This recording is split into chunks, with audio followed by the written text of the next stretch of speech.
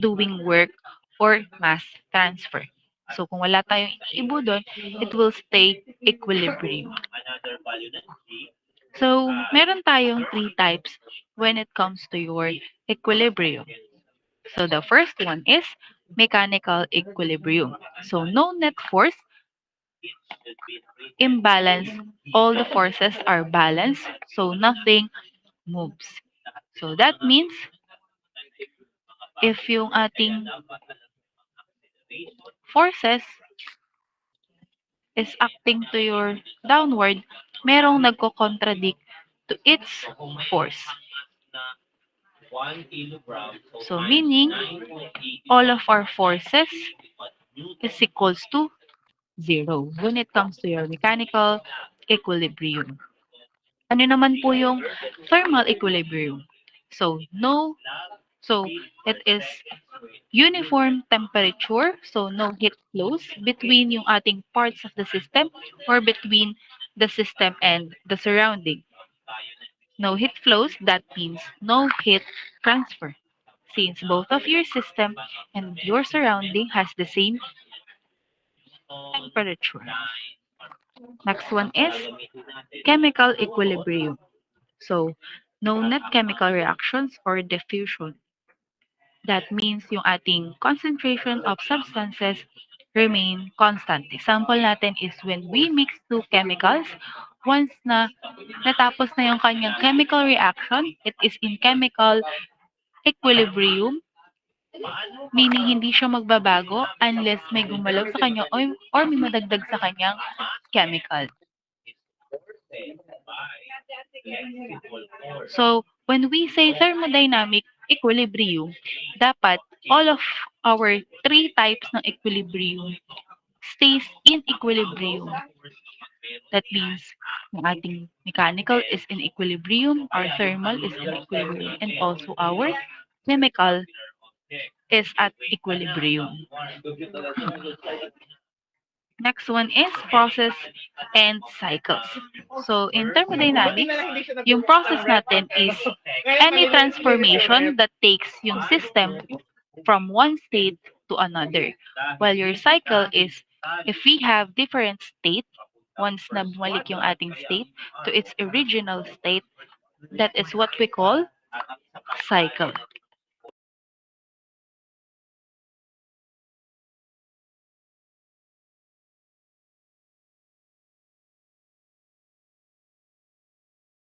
So, at states here, yung process natin is the transformation of a system from one equilibrium to another. So, for example, if you slowly heat yung ating gas at a constant pressure, so yung ating state is magbabago from one state to another kasi umaangat yung ating temperature. So, our temperature changes. So, from state point 1 to state point 2, meron tayong process na ginawa which is adding heat it at a constant pressure. So, it is also defined by initial and final states, the specific route connecting them, and heat work mass exchanges with your surroundings. So, for this example, we have your state point 1. In this case, is defined by your volume. Once na nag-change yung kanyang volume, nag-compress yung kanyang volume, so from one state to another, nagkaroon siya ng process which is compression. Kaya nagbago yung ating state. So if our state change or from initial, nagkaroon tayo ng final state, we have a process. Okay po? So the path na tinake niya, the exact way you get there, such as your constant pressure, constant volume na mga process, yun yung ating path. Ano naman yung ating path dependence? So, path dependence of heat and work. So, heat and work vary with the chosen path even between the same endpoints.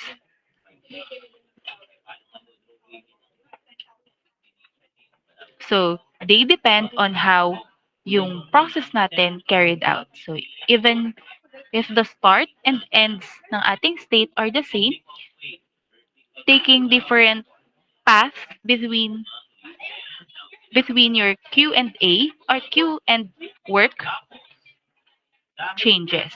So, on a PV diagram, your quasi-static, which means yung slow process natin for work is formulated as work is the integral of your pressure dV. So when we say integral, we are finding the area under the curve visualizes the work for polytropic, isothermal, or arbitrary paths. So let's differentiate yung ating dalawang function, which is yung state function natin and path function. When we say state function, like your internal energy, enthalpy, and entropy, so it depends only on the state of the system. So if we have yung state natin, meron tayong sarili-sariling internal energy, enthalpy. So they are fully determined by the current values of the equilibrium properties. While your path function, which is yung ating heat and work, depend on the particular process path between yung ating states. You must, syempre, you must know the path to determine yung ating heat and then yung ating work.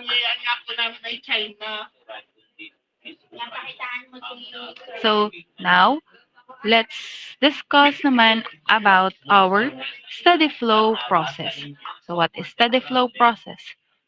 So, this is when the fluid enters and leaves a control volume continuously and at any fixed location in the system. So, the fluid properties remains constant over time. So, in other words, yung condition at a point in your system do not change even though your fluid is moving through it steadily. So, ano example natin of your steady flow devices or steady flow process? Those are your turbines, compressors, nozzles, and or heat exchanger. So, for instance, example natin is when a steam is flowing through your turbine, so the pressure and temperature stays essentially the same over time even though nagpo-flow yung ating steam sa ating turbine. So we often apply the steady flow energy equation on these devices or on this system.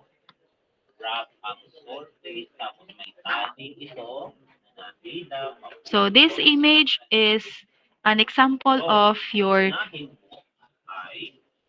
steady flow process. So imagine meron tayong napasok dito and nag-out na mass. So for our example kanina, that is your steam. So even naglagay tayo dito ng steady flow ng steam, so kahit siya ay matagal na nating nagfo-flow, they have the same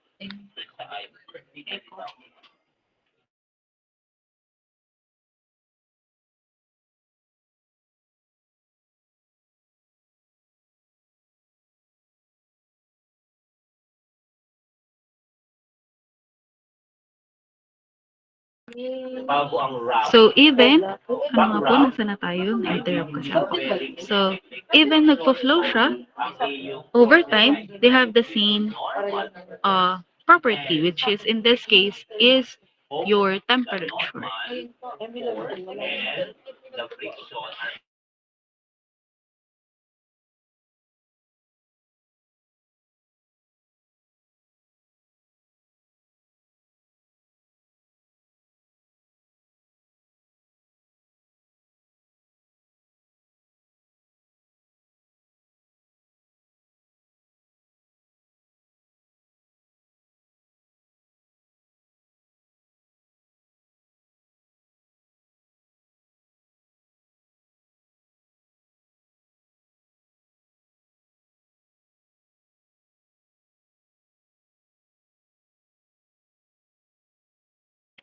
So, continue natin.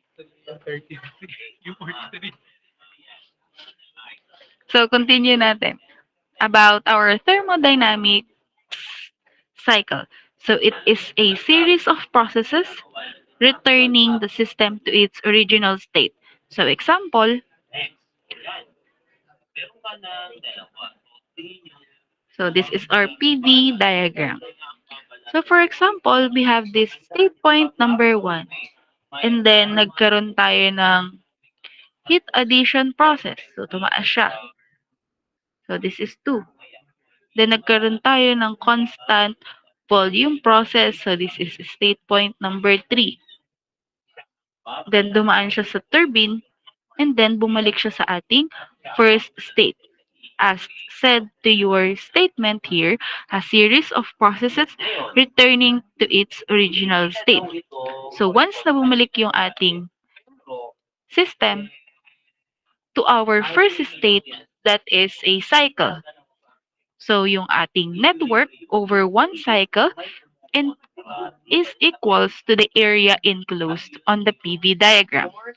So, as stated, yung area enclosed by your cycle is what we call your network output.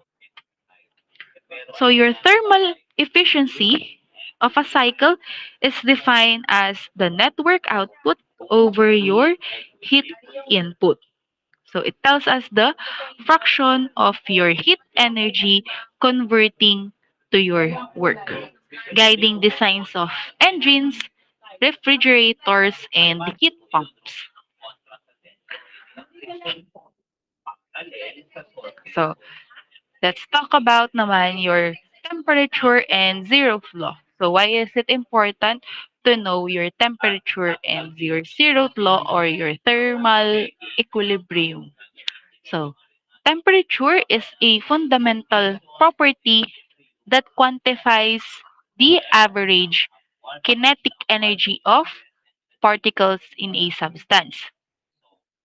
So the temperature indicates yung how hot or how cold a system is. So cold is the absence of temperature. So it also determines the direction of your heat transfer. As we all know, yung ating heat transfer flows from higher temperature to your lower temperature. So for example, is nag-iwan tayo ng ice sa ating table. We know that our surrounding is warmer than your ice. So the heat from the surrounding flows through your ice, making your ice melts. And then we have here your temperature enters many thermodynamic formulas. So like your ideal gas law.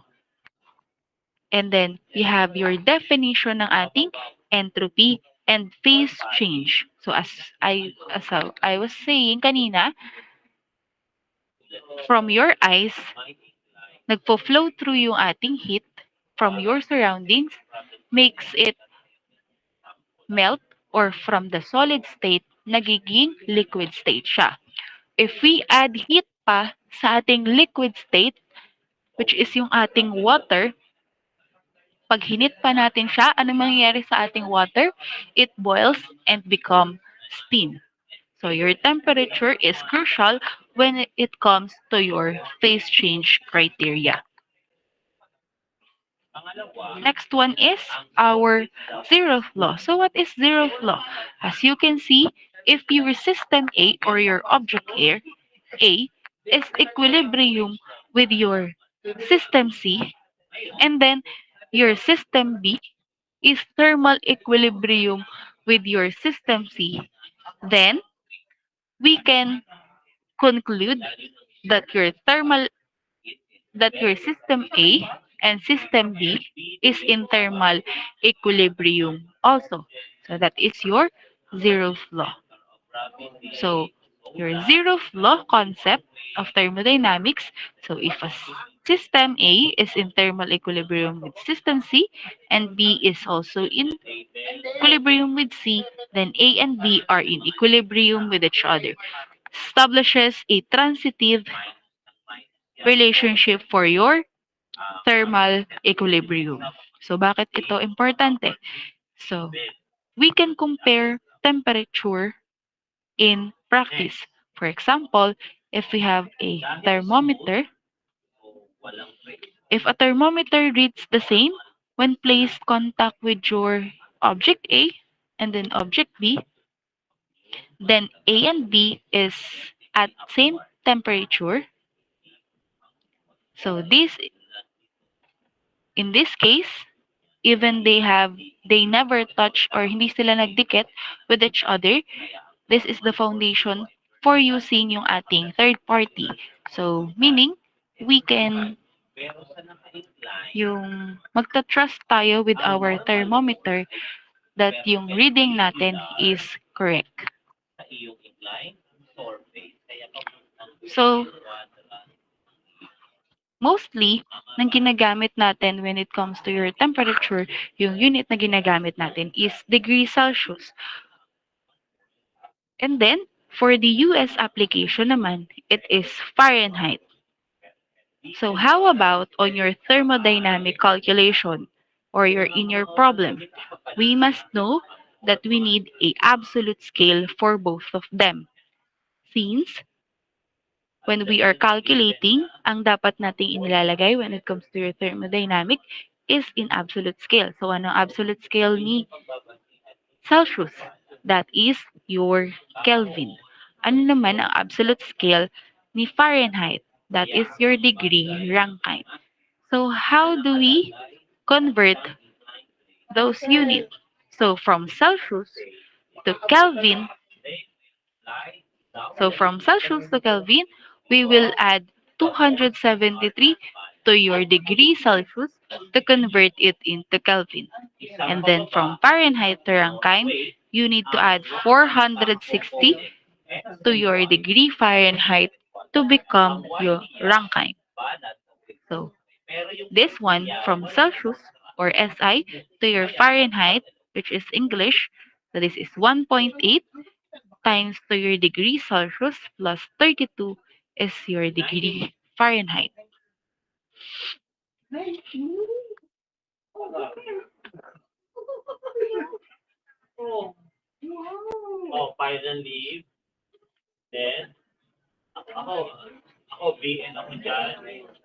So what is pressure naman?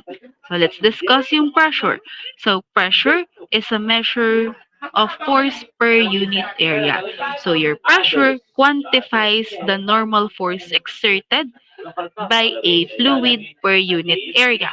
So we can say that it is P is equals to the force exerted over your area or per unit area. So it governs daw po fluid static flow behavior in is central to all thermodynamic analysis involving fluids. Wait lang po.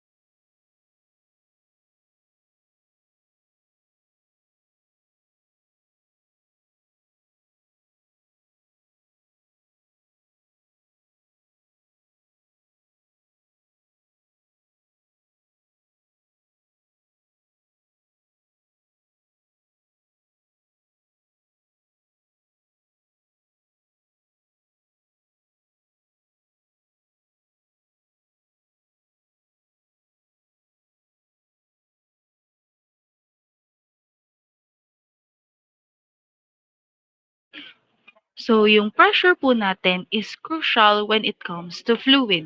So, it determines yung ating kung how your fluid push against the container and how they flow. That is your fluid statics and your fluid flow behavior. So, pressure acts equally in all direction. That is what we call your isotropic. So, it also, yung ating pressure also increases in depth. So, for example, nag-dive tayo sa ating dagat. So, pag nasa mababaw pa tayo, hindi natin ramdam yung pressure difference when it comes to the land and to your water. Pero as we go deeper to the ocean, what will happen? Ano yung nangyayari sa atin? Nararamdaman natin yung pressure of the water through our ears. Nararamdaman natin yung pressure, yung para tayong mabibingi when we are diving through the depth of the ocean. Because yung weight above us is pushing through our ears, and that is your pressure.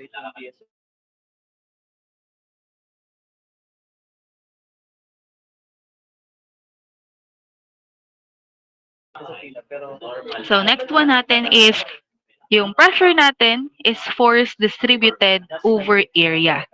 So in a static fluid, pressure is isotropic. That means your pressure is just the same in all direction. Yung as I have said kanina, your hydrostatic pressure from a liquid column. This means as we go deeper, which is yung height natin, mas nag increase din yung ating, what do you call this? Yung ating pressure as we go deeper. That is our height. Next one is yung ating common units and conversion for our pressure. So for SI unit, that is pascals. We can also use kilopascals and megapascals if masyado lang malaki yung pinag-uusapan nating pressure. And ano pa yung ginagamit natin? We have bar, PSI, atmosphere, kilogram per square centimeter, millimeter mercury, and inches in mercury. So these are the conversion when it comes to your pressure. So sa uluhin ate. So bukas, kung matutuloy yung aming pagpunta sa nagbo-boards, is papagawan ko na lang kayo ng activity. And your PSET. Para next week is chapter 2 tayo.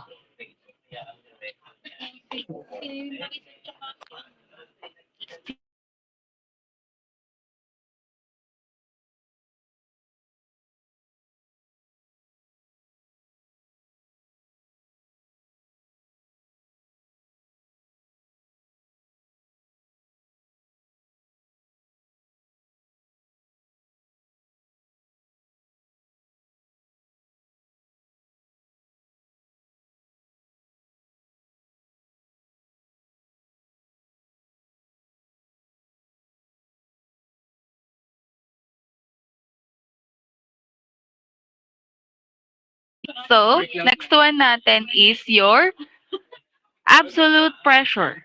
So, absolute pressure is measured relative to your vacuum or zero at absolute zero pressure. So, ano naman yung ating gauge pressure? So, your gauge pressure is measured relative to your atmospheric pressure. So, by this definition, we have your formula here for gauge pressure, which is it is equals to your absolute pressure minus your atmospheric pressure.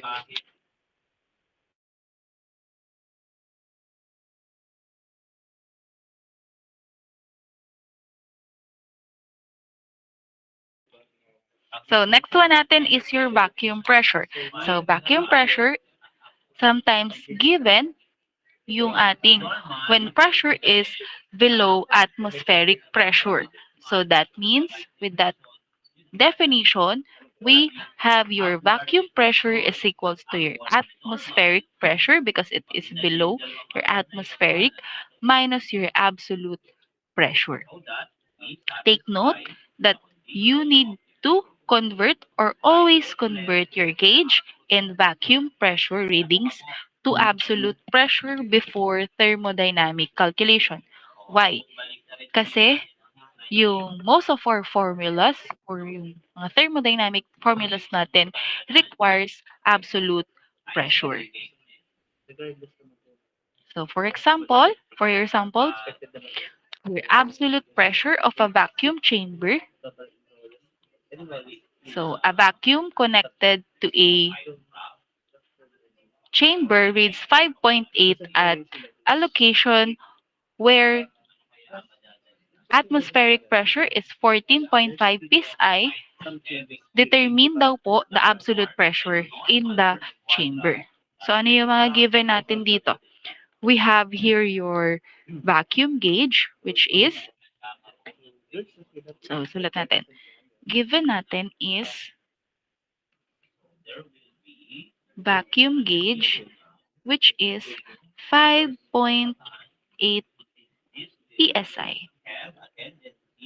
And then, we have your atmospheric pressure daw po na 14.5 psi.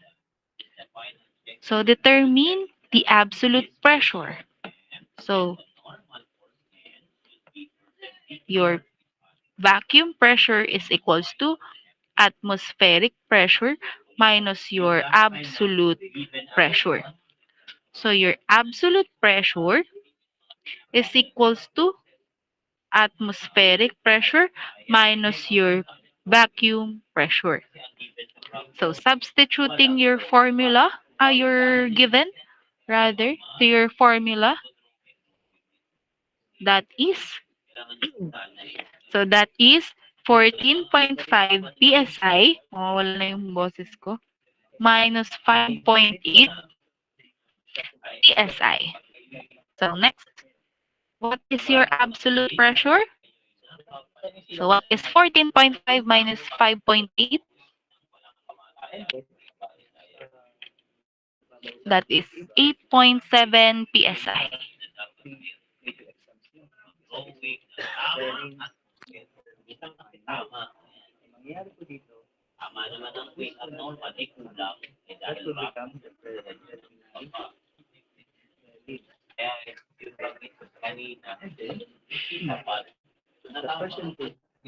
Next one natin is your pressure measurement devices.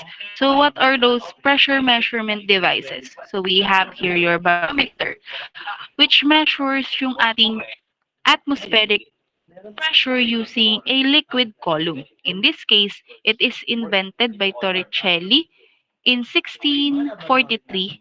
So, a barometer is a column, liquid column. So, ang ginamit ni Torricelli is mercury. So, it balances atmospheric pressure against the weight of the mercury. So, kanina, ano yung formula for our hydrostatic pressure? That is P is equals to your density times gravity times height. For this case, siya ay density of mercury. Since the liquid was used is mercury times your gravity and then yung height ng ating mercury sa ating liquid column. So, let's have an example for your manometer problem. So, determine daw po the atmospheric pressure at a location where your barometric reading is 740 millimeter in mercury. And the gravitational acceleration is G is equals to 9.05 meter per second squared. And then assume the temperature of mercury to be 10 degrees Celsius. So, which its density is 13,570 kilogram per cubic meter. So, for this problem, ano yung mga given natin? So, given is your density of your fluid, which is in mercury. So, this is 13,570 kilogram per cubic meter.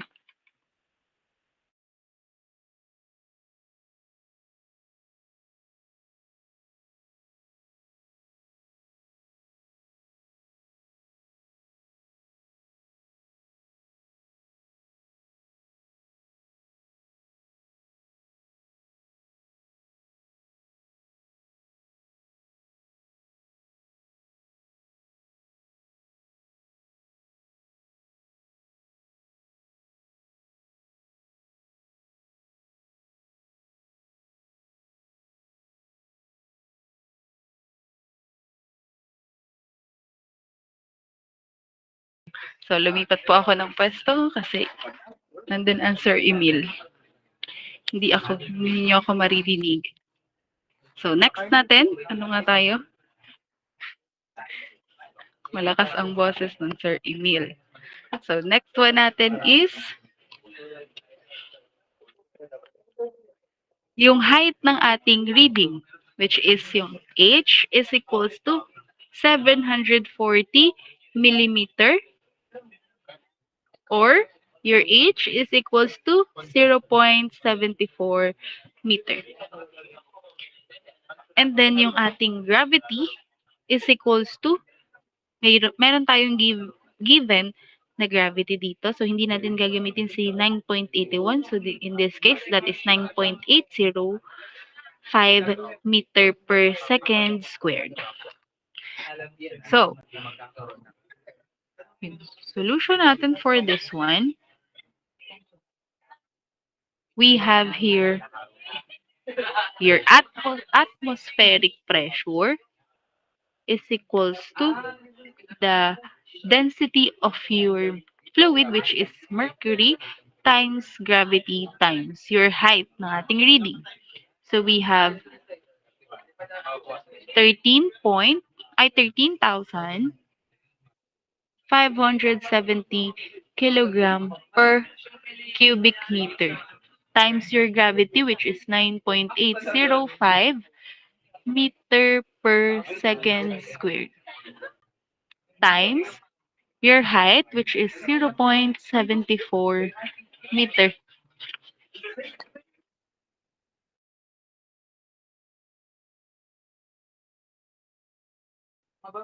So, in this case, we can cancel yung ating meter dito. So, this is squared na lang. So, ano yung mga unit na matitira natin? We have your kilogram times your meter over square meter times your second squared.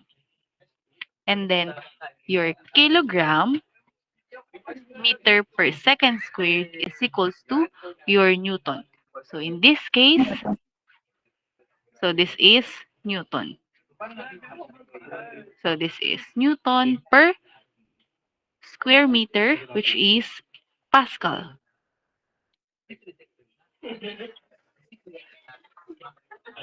So, ano po ang ating atmospheric pressure?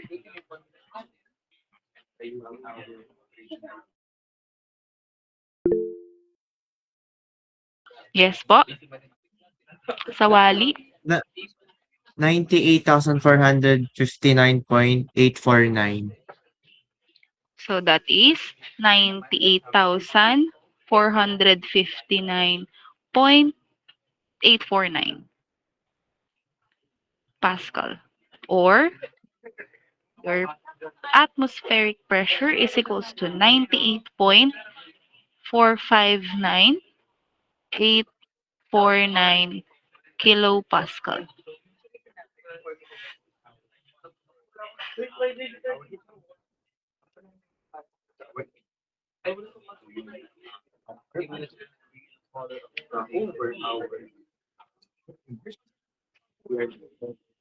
The next natin is another pressure measurement device, which is manometer. So, a manometer is a U-shaped tube used for pressure difference. So, one common setup nito is your one arm has a liquid or connected to your liquid.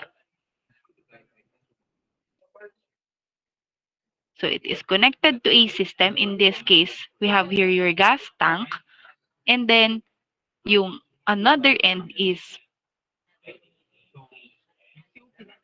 open to your atmosphere. So, the fluid, it's either mercury, water, or oil in the U-shaped tube will settle so that the pressure at the bottom of both arms, so your pressure on our first arm, so your pressure here on this side, and then your pressure here is equals po. So the pressure, so yung hydrostatic relation natin in one leg, so we have here your P is equals to P0 plus your density times gravity times your height. So we must use daw po high density fluid. So it can be mercury for large difference po ng ating pressure to keep your tube dimension practical. Since pag yung density natin is mababa, yung pressure difference nga or yung kanyang magiging reading dito, yung kanyang L is masyadong malaki. So, hindi na siya economically pwede or hindi na siya possible magawa yung ating manometer. So, we have here your sample problem na hindi nabura yung kaputol. So, we have here your sample problem which is for manometer. So, your U shape daw po. So, consider a U tube whose arm are open to the atmosphere. So now water is poured into the U tube for one arm and light oil, where your density is 5,790 kilogram per cubic meter from the other arm. So one arm contains 70 centimeter high water, while the other arm contains both fluids with an oil to water height ratio of 4.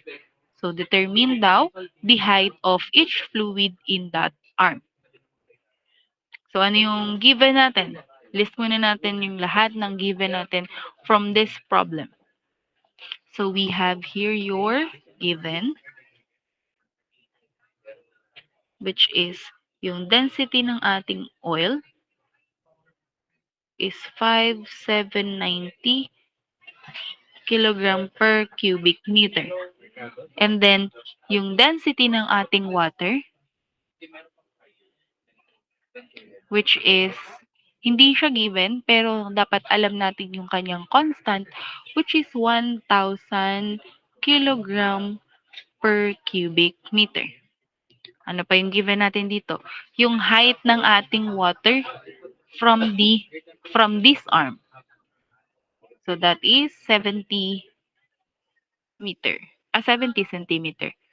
So yung height ng ating water on the first arm, which is 70 centimeter or 0.7 meter.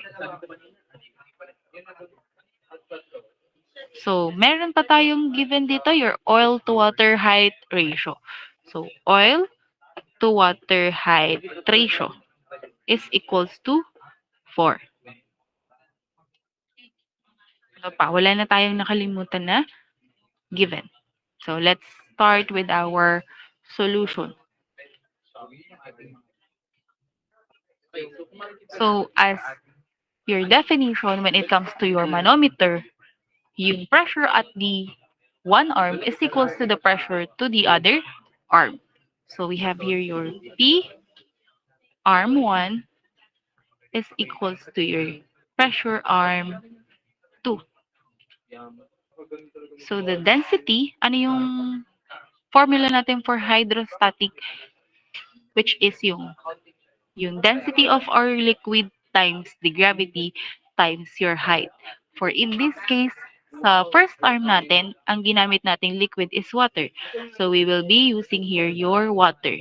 And then this one is your height of your water on your first arm. And then equals, since yung arm natin dito has two liquids, so we will be adding yung pressure natin dito sa baba.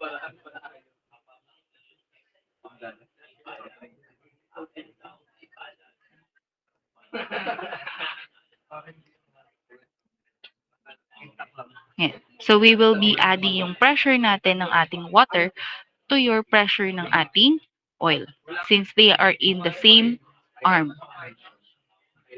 So that is the density of your water times gravity times your height of your liquid at the arm 2 plus the density of your oil times gravity times height ng ating oil. Then, pwede na nating i-cancel si gravity. Bakit? Kasi they are in both equation. So, ilabas natin si gravity para makancel natin from both of our equation.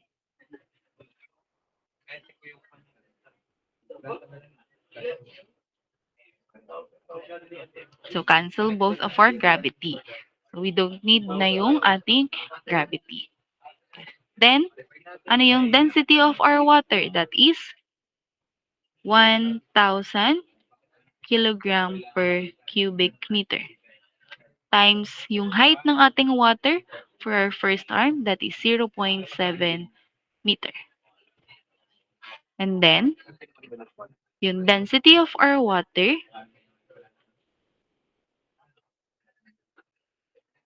times yung ating height ng ating water, which is HW2, plus yung density of our oil, which is 5,790 kilogram per cubic meter. Since meron tayong given dito na oil to water ratio, we can use that to have your HO is equals to 4HW2. If we multiply both of this side to HW2, we can get your HO is equals to 4HW2. So, substituting yung value natin of 4HW2 for your HO, for this one, we can have this multiplied to your density ng ating oil. So, simplifying your equation, we can have 700 kilogram per square meter is equals to 24. This is 1,000 kilogram per plus. So, i-simplify na natin. Pagsasamahin natin si, alin ang pagsasamahin natin? Both of these. Pagpa-plus na natin sila para mas mabilis. Hindi kasi magkakasya dito sa ating screen. So, that is 24,160 kilogram per m cube HW2. So, divide both sides to 24160 kilogram per cubic meter.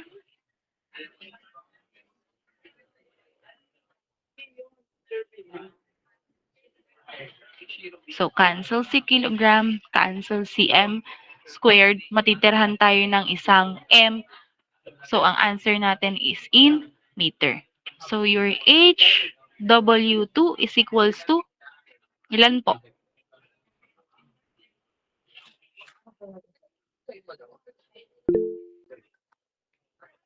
Yes.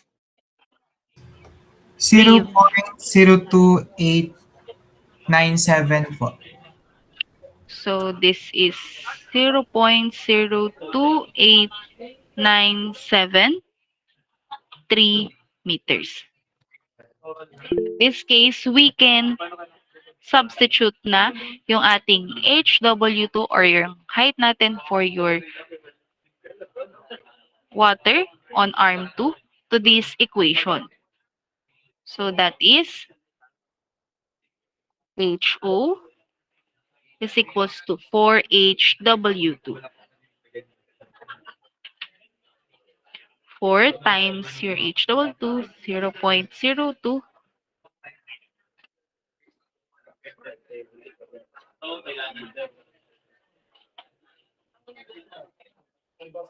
Anong answer?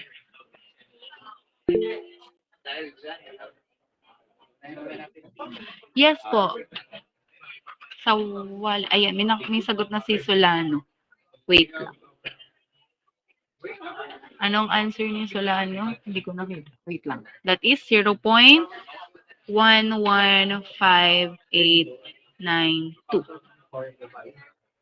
meter.